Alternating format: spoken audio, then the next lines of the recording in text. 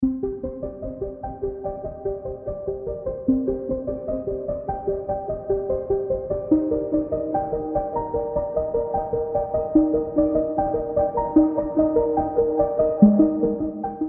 intelijen Israel kembali tercoreng seusai gagal memastikan kematian komandan Hamas bernama Hitam al-Hawajri.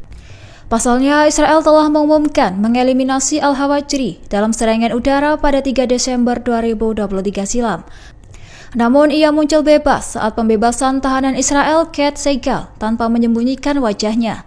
Mengutip Tribun News, hal itu merupakan kali ketiga pemimpin Hamas muncul setelah dinyatakan tewas oleh intelijen Israel.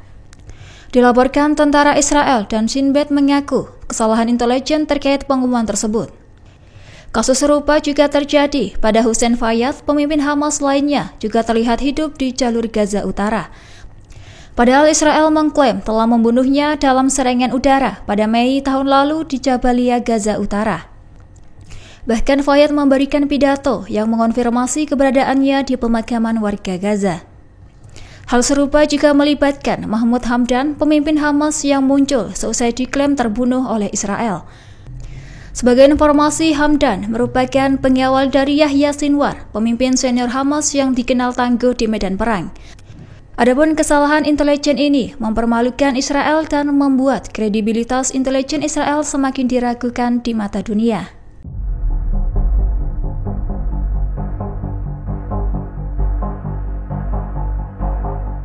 Mantan Menteri Pertahanan Israel, Yoav Gallant, mengklaim Perdana Menteri Israel Benjamin Netanyahu takut menghadapi Hizbullah di Lebanon. Pasalnya, Netanyahu khawatir serangan ke Hizbullah akan menghancurkan Tel Aviv. Gallant mengungkapkan Netanyahu takut kehilangan ribuan tentara jika invasi darat dilakukan ke Gaza. Meski demikian, Netanyahu tetap memerintahkan agresi ke Gaza di bawah tekanan politik. Setelah 15 bulan perang, Israel gagal memberangus Hamas dan membebaskan semua sandera Israel di jalur Gaza. Gallant mengklaim Netanyahu khawatir kemampuan rudal Hizbullah dapat menghancurkan Tel Aviv. Dilaporkan rudal Hizbullah sempat mencapai pusat Tel Aviv hingga menyebabkan bangunan hancur dan korban jiwa di Israel. Sebagai informasi, mantan Menteri Pertahanan Israel itu dipecat Netanyahu pada November 2024 silam dan digantikan oleh Israel Katz. Lebih lanjut, friksi Netanyahu dan Gallant memperlihatkan dinamika politik Israel yang penuh tekanan dan tantangan. Adapun perang Israel dan Hizbullah telah berakhir dengan gencatan senjata pada 27 November 2024. Namun Israel melanggar kesepakatan tersebut dan melancarkan serangan udara di tepi barat.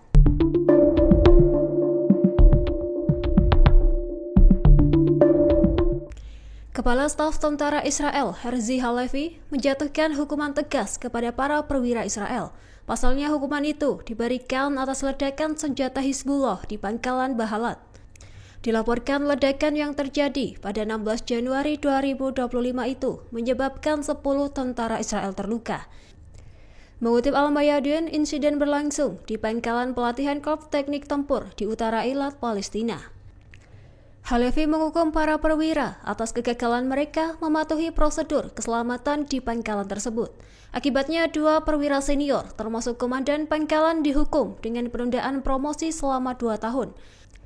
Kepala Staf juga memutuskan memecat beberapa perwira yang terlibat langsung dalam insiden tersebut.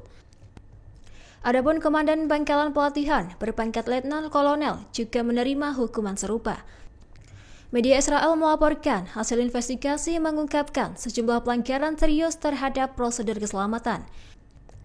Keputusan ini sebagai langkah tegas untuk meningkatkan kedisiplinan militer Israel.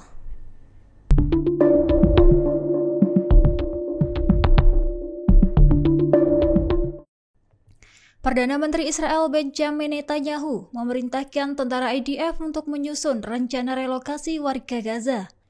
Instruksi ini muncul seusai Presiden Amerika Serikat Donald Trump mengusulkan bakal mengambil alih jalur Gaza.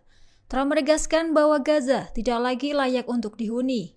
Ia pun menyarankan agar warga dipindahkan ke tempat yang lebih aman dan layak.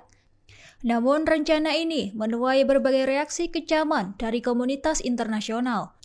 Sementara itu, Menteri Pertahanan Israel Katz, menyebutkan bahwa rencana ini bertujuan untuk memfasilitasi keberangkatan sukarela warga Gaza.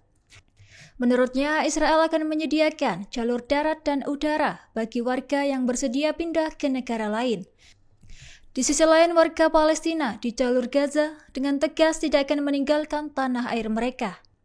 Adapun seorang warga Gaza menyatakan lebih baik mati di Gaza daripada meninggalkan negaranya. Lebih lanjut, warga bertekad tetap tinggal hingga Gaza dibangun kembali meski mengalami kehancuran.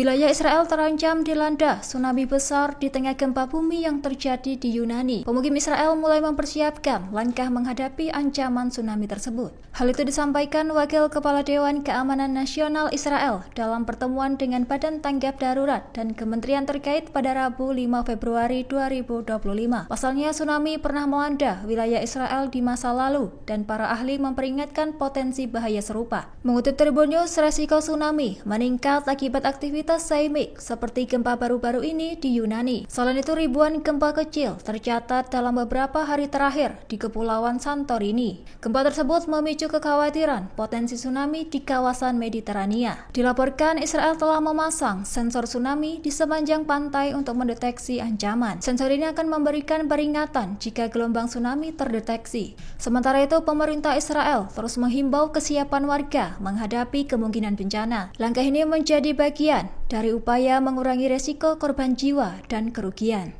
Download Tribun X sekarang, menghadirkan lokal menjadi Indonesia.